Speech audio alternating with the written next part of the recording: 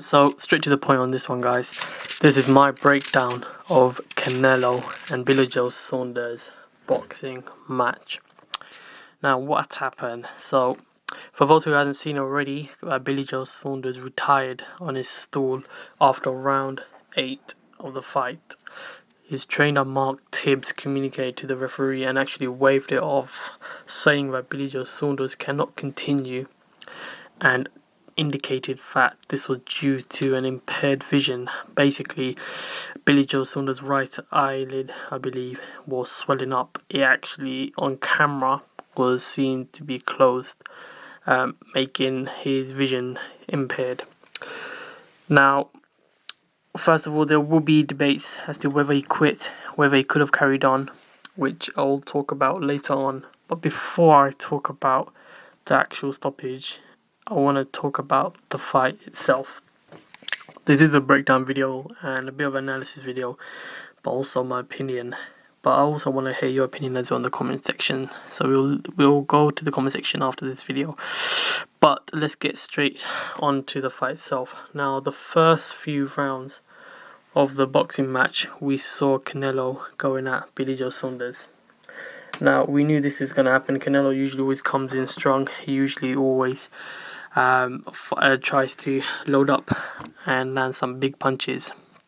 However, knowing Joe Saunders, we knew that if you watch his previous fights against David Lemieux, against Andy Lee, Joe Saunders is more of a sharpshooter puncher.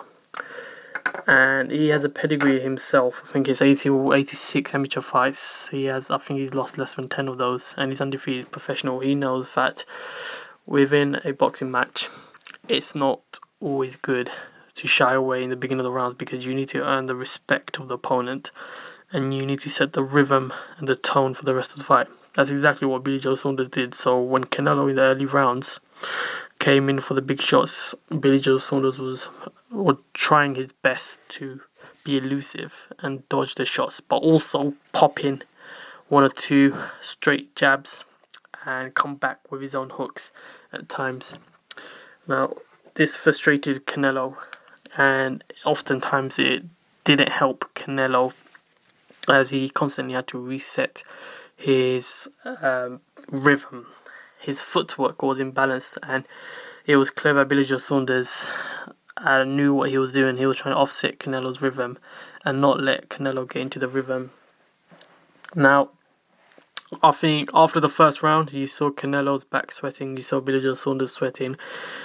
But the first few rounds, a lot of the time, there's a feeling out rounds.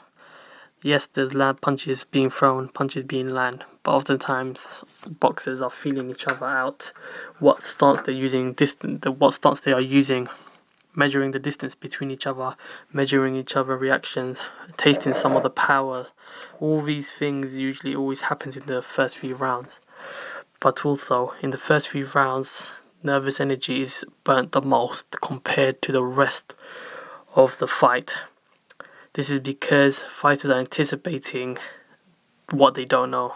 They don't know what each other's powers are. They don't know what each other's reach is. They don't know what each other's techniques are.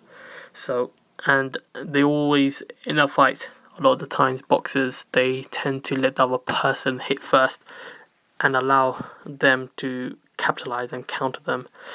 But again, first few rounds probably had the less punches thrown compared to the 8 rounds that actually happened.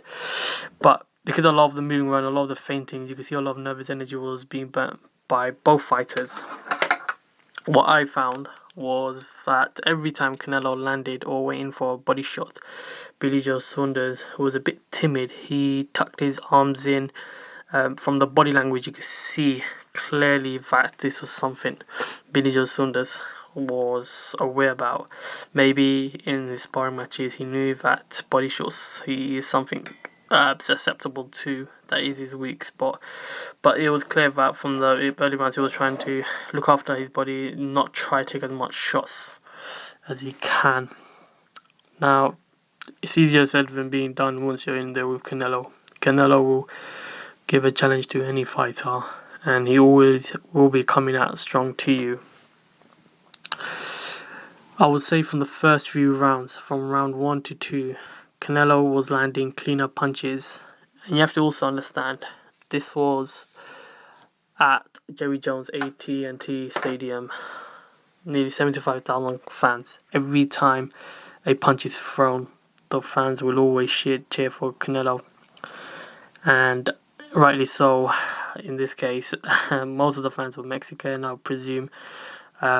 AT&T is on the board, well, it's in Texas and it's on the border of Mexico, so I wouldn't be surprised if a lot of the fans were Mexican. So a lot of the punches was thrown, which was cleaner, was probably Canelo's in the first 2 rounds.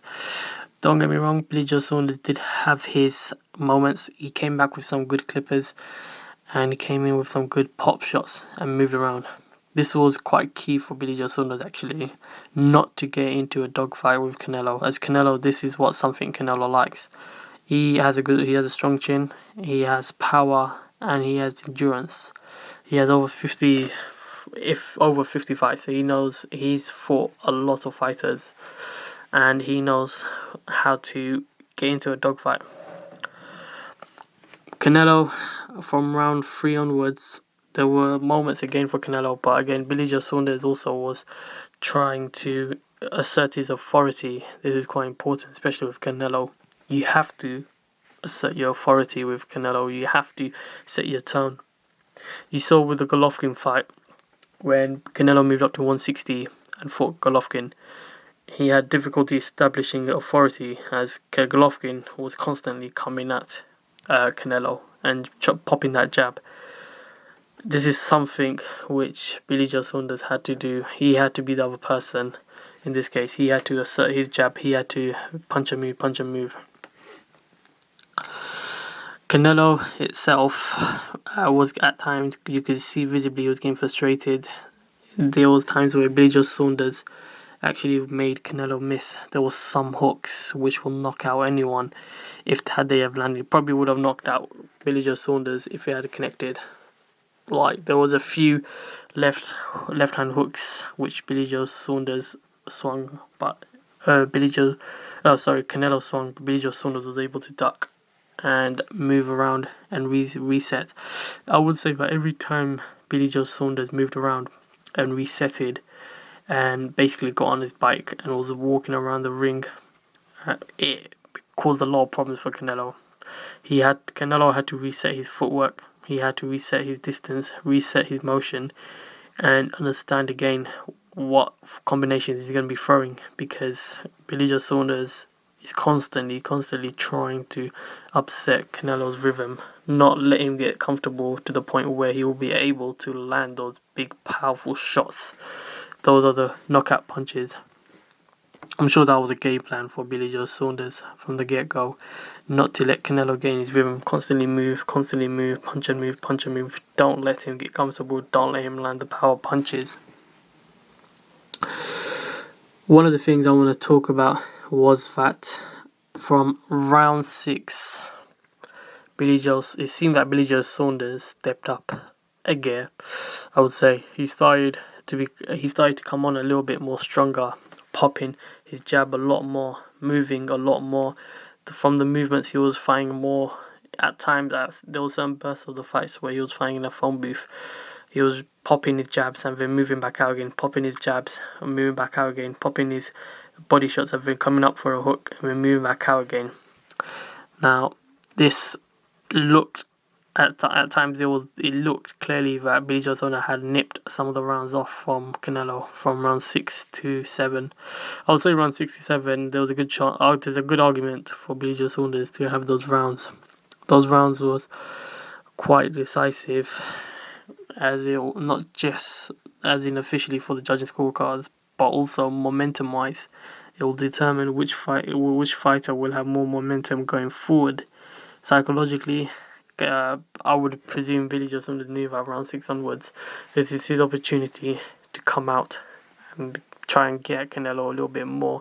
He sussed out the distance, he sussed out the footwork and the punching range and also the power, and he realised that he needs to step it up a gear and take it to Canelo now. For Canelo, at times could be seen frustrated between round 6 to 7 or 6 and 7. he wasn't able to find his rhythm a lot, as Billy Joe Saunders was able to clip him and then try and dive in and hug him. It all comes down to resetting a fighter's movement, mindset, and momentum. So whenever Billy Joe Saunders was able to land pop and jab, and there was opportunity for Canelo to come in, oftentimes you'll see Billy Joe Saunders dodging those punches from Canelo and then going in and hugging Canelo in order for him to reset, in order for him to give himself a little breather as well. Bear in mind, these boxers are professional athletes. They're burning off nervous energy in the background, anticipating each other's punches. But at the same time, they are taking punches as well. So they need a breather as well. You could see that Canelo wasn't hungry to push him off in the beginning, because oftentimes the fighter who's getting hugged is also tired as well. But again, this is something which probably benefited Billy Joe Saunders a little bit more. Now, when you go on to round 8, I would say the tide has turned. We saw that the momentum was probably for Billy Joe Saunders in 6 and 7, but come round 8, a lot has changed. You saw Billy Joe Saunders throwing less punches, and you saw Billy Joe Saunders ducking a lot. This is something I want to talk about. Billy Joe Saunders ducked a lot. If you know who Ringenau is, he's another pound for pound fighter. He's a Cuban fighter. He does this quite a lot. He ducks a lot in order to dodge a lot of power punches from his opponents. Billy Joe Saunders did that quite a lot. He was ducking a lot, and sinking in under the arms of Canelo often after Canelo threw punches. Now, a lot of times, again, it's not just to offset the rhythm and the momentum for the opponent, but also is to give himself a breather space, and also cut the distance between yourself and the opponent and allow yourself to get a bit more closer. So that's what Billy Joe Saunders was doing. But this wasn't always a good thing, as Canelo was managing to catch him with some uppercuts. And the decisive uppercut that landed, and which probably contributed to the closure of Billy Joe Saunders' eyes, was when one uppercut was able to splice Billy Joe Saunders' left eye. Now, if you watch the replay and you watch in slow motion, you'll be able to see that Canelo actually feinted, and he actually tricked Billy Joe Saunders. He anticipated Billy Joe Saunders coming in again for the ducking in and going in under the arms. He anticipated Billy Joe Saunders doing that. I think Billy Joe Saunders did it about minimum 2 to 3 times in that round, in the same sort of pattern, in the same sort of position. But it all comes down to the IQ. Canelo anticipated this happening, and in order to capitalize on this, he managed to time it perfectly in a way where Billy Joe Saunders came in again, dive in order to put his head underneath Canelo's arms. Canelo was able to come back with a massive uppercut. You could see he put his whole back into it. You could see that he probably would have knocked out a horse with that uppercut. Put his whole back into it, and again he spliced Billy Joe Saunders' right eye. And you could see from Billy Joe Saunders' reaction immediately that yes, that actually did have an effect on him. One thing I like about Canelo in this round was that he knew and recognized that Billy Joe Saunders was hurt. Billy Joe Saunders wasn't throwing back as much punches. It seemed like he wanted to sort of survive that round. He was moving backwards more and more, moving to side. Canelo was taking his time, walking him down, and at times he was waving his arms to the crowd, igniting a roar from the crowd. The fans knew the end is near, and I think Canelo was thinking that the end is near as well, especially because you could see Billy Joe Saunders' momentum has completely been disrupted. His movements was shaky. He wasn't coming back with the same pop shots and elusiveness. A lot of it was disrupted. Now, come round 8, the bell rang and they went to each other's corner. Now, Billy Joe Saunders, he had immediate work done to his eye, his right eye. There was the eye instrument put onto his eye, and they were trying to sort out his eye closure. It looked on camera that Billy Joe Saunders must have said something to Mark Tibbs, and Mark Tibbs turned around and said immediately waved it off to the referee. Now, he waved it off to the referee. Now, usually the referee comes over and asks the fighter, because just to confirm everything, a fight of this magnitude, both belts are on the line in order to become to be unified in this fight. Both fighters' belts on the line. The referee came over and asked Billy Joe Saunders, and Billy Joe Saunders indicated that yes, what Mark Tibbs was saying, it was right. Now, the eye closure meant TKO victory for Canelo, and Canelo won as a result of the fight. Do you think, okay, let me put it like this. Do you think Billy Joe Saunders quit? Or do you think Billy Joe Saunders retired without having a choice to it? His right eye was closed. And if your right eye is closed, you have to put the question in, what exactly can you do from a winning standpoint in the fight? I mean, let's say if you were in round 11, going on to the 12th round, and you know yourself as a fighter that you've won, or your trainers know that you've won minimum 6 to 7 rounds definitely, and you just need to survive the last round. Yes, then there's an argument to go in for the last round, but in this case, you have to put yourself in a fight perspective. Do I risk my eyesight for the hopes of fighting 3 more rounds at this point? 3 more rounds with the hopes of winning the fight. Do I continue this? Do I continue the fight? This is a question which you will have to ask yourself. If you were to put yourself in Billy Joe Saunders' situation, ask yourself this: would you do this as a fighter? If the answer is yes, then again, that's your option. But in this case, it seems that Billy Joe Saunders and Mark Tibbs, his coach, they realised that Billy Joe Saunders' eyes was closed, and no matter what match you win, it's never worth losing an eyesight over a boxing match. At the end of the day, Billy Joe Saunders has to go back to his family, his kids, and he has to provide for them, he has to look after them, and he's giving entertainment to the fans. He put his heart and soul into this boxing match, and losing the vision of your right eye is simply not worth it.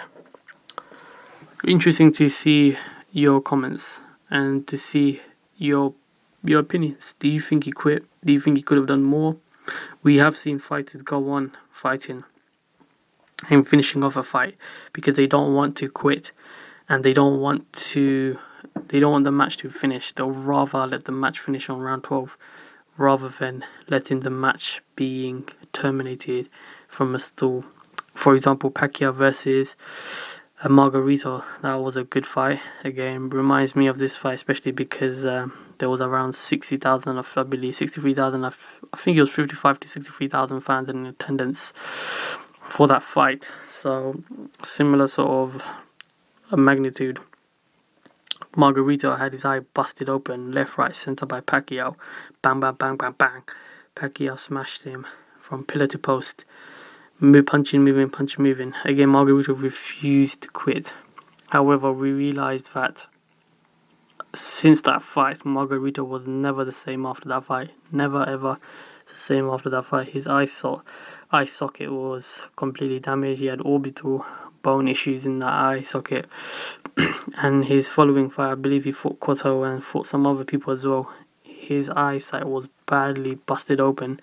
Every time he got into a fight after Pacquiao, there was always an eye issue, whether it's before, during his training camps, or inside the fights, or after the fights. He had multiple operations. And losing eyesight is a big thing. Going to MMA, Michael Bisping, if you don't know who that is, the UK fighter in MMA, won the UFC belt. If you research about Michael Bisping, you'll see that he actually has an artificial fake eye. Yeah, I think it's on his left eye, But again, that's what happens from fighting. You'll lose your eyesight. In this case, Billy Joe Saunders must have fought, and his trainers probably as well, thinking that it's not worth losing eyesight over this. We all know Canelo, the heavy puncher, and Canelo is not going to be rolling down the red carpets for him in round 9, 10, 11, 12. No, he's going to be coming in for the kill. He sensed Billy Joe Saunders backing away. He sensed the momentum has switched. He sensed Billy Joe Saunders wasn't punching, moving. He knew that this was the moment to capitalize and give a knockout for the fans. There was nearly 75,000, I believe it was 73,800 in attendance exactly. And this is simple as that. Canelo recognized that he had Billy Joe Saunders hurt. Now, Billy Joe Saunders, during the rounds, he was trying to show a poker face for it, but again, the body language, the visual inspection of the eye itself is clear that the eye was swollen up and he couldn't continue. Now, let me know what you guys think, because essentially I want to know what you guys think. If you were in Billy Joe Saunders' situation, would you carry on? Would you retire on your stool? What would you do? It will be interesting to know whether you feel that there will be, I presume some people would be thinking, yes, I don't mind winning. I'll rather win the fight and lose the sight of my, or have some sort of damage on my right eye. It's just how boxing goes. But then there's other people who will be thinking, eyesight, body and health is sanctity of life, and no amount of money fights is worth going to that stage. But everyone's different. What do you think should happen next for Billy Joe Saunders? Do you think he should retire? Do you think he has reached his heights in boxing where he set out to do? Do you think there's anything else for him? Me personally, I don't think he will I don't think he will come back from this fight. I think he will retire. I've seen interviews where he's talked about he hasn't got much. This is what he's been working towards: fighting on the biggest platform and fighting on the biggest stage, and to be a unified belt holder. This is exactly what he's been fighting for. Now that he's lost to the person who's the top dog in the division, climbing yourself back up, fighting contenders, and getting yourself back into the rankings, and then probably trying to fight Canelo again, it will take, usually averagely, a fighter probably about 1 to up to 3 years sometimes. Especially with boxing, there's a lot of corruption happening. There's a lot of purse bids and a lot of step aside money being given. So also Billy Joe Saunders, he says he's at his tail end of his career. He's 30 years old. He said that in an interview, like, he wants to fight another 2-3 years. But I think he's going to retire. I don't think he'll come back for this. There's arguments for him to come back and fight Chris Eubanks Jr. But again, I don't think that is enough to entice Billy Joe Saunders to come back. Chris Eubanks Jr., as some of you may know, is a rival of Billy Joe Saunders. They previously had beef. Billy Joe Saunders beat him in a match early on in his career, but I don't think he'll give the satisfaction. It brings me to another point. Chris Eubanks Jr. betted 10k on Billy Joe Saunders being knocked out. Now it looks like Eubank probably made some money off the back of that. But again, it's easy for Eubanks to say this. Let's see if Eubanks can pull up a fight and fight on the biggest stage, similar to Billy Joe Saunders. It's interesting to see what happens next. Let me know what you think of Canelo. Do you think he should fight Caleb Plant? Do you think he should fight someone else? Do you think he should move divisions? Do you think he should fight Golovkin? What do you guys think? Me personally, I think he should unify and become undisputed and fight Caleb Plant for the IBF belt.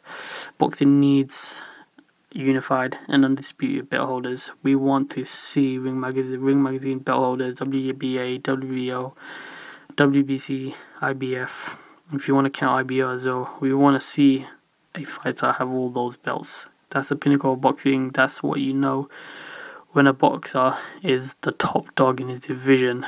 No matter what fighter out there, there is no rationale or justification for any other fighter to come at you again, saying to you that you can't claim to be the best in your division. Well, if you have all the belts, you can clearly claim to be the best. But I also do want to see Canelo versus Golovkin, because I think that will be an interesting fight. Not many fighters go the distance with Golovkin or Canelo, but it seems that both of them, they both went the distance with each other, and they both are power punchers, and they both seem to have that Mexican mentality fight attitude of coming forward, hands up, coming straight forward, and not backing down. So that will be a cracking of a fight. I think just going back to the undisputed and unification sort of aspect of it, AJ versus Fury will happen, and I think that again that's another golden gift for the boxing fans. Anyways, let me know what you guys think. Let me know if you got anything to say about the breakdown. If you want to add anything else, it's good to hear opinions. And let me know what you guys think. If they should retire, if one should fight Caleb Plant. Do you think Billy Joe Saunders has more tread on the tire? What do you guys think? Peace out. Thanks.